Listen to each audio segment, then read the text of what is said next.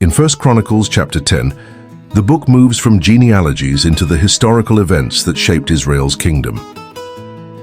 The chapter begins with the tragic end of King Saul, Israel's first king, and marks the transition to the rise of David, the king whom God had chosen to lead his people. The story opens on the battlefield of Mount Gilboa, where the Philistines are fighting against the army of Israel.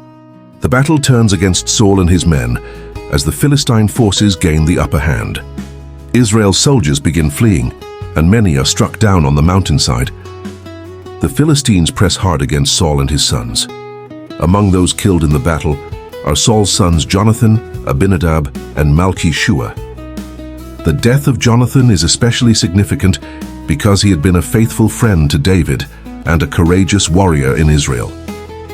As the battle intensifies, Saul himself becomes the target of Philistine archers. Their arrows find him, and he is severely wounded. Realizing that defeat is certain, Saul fears what will happen if the Philistines capture him alive. He turns to his armor-bearer and asks him to draw his sword and kill him. Saul does not want to be captured, mocked, or abused by his enemies, but the armor-bearer is terrified and refuses to do it. Seeing no other option, Saul takes his own sword and falls upon it.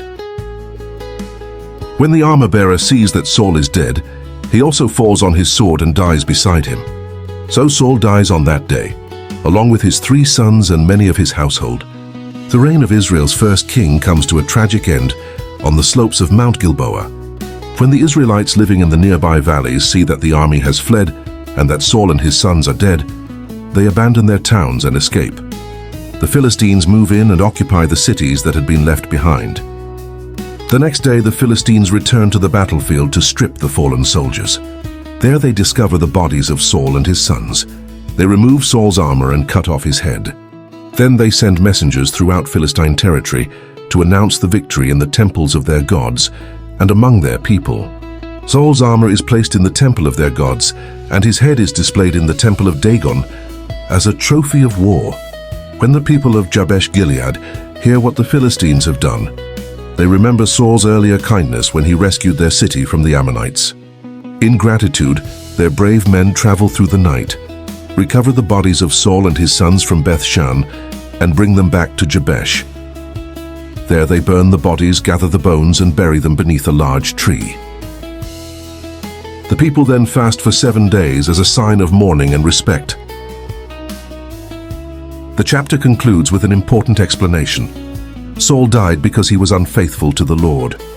He did not keep God's word, and he even sought guidance from a medium instead of seeking the Lord. Because of this, the Lord brought judgment upon him and transferred the kingdom to David, son of Jesse. The key message of this chapter is that leadership without faithfulness to God ultimately leads to downfall. Saul began with great promise, but repeatedly chose his own way instead of obeying the Lord. His story serves as a warning, while also preparing the way for the king God had chosen.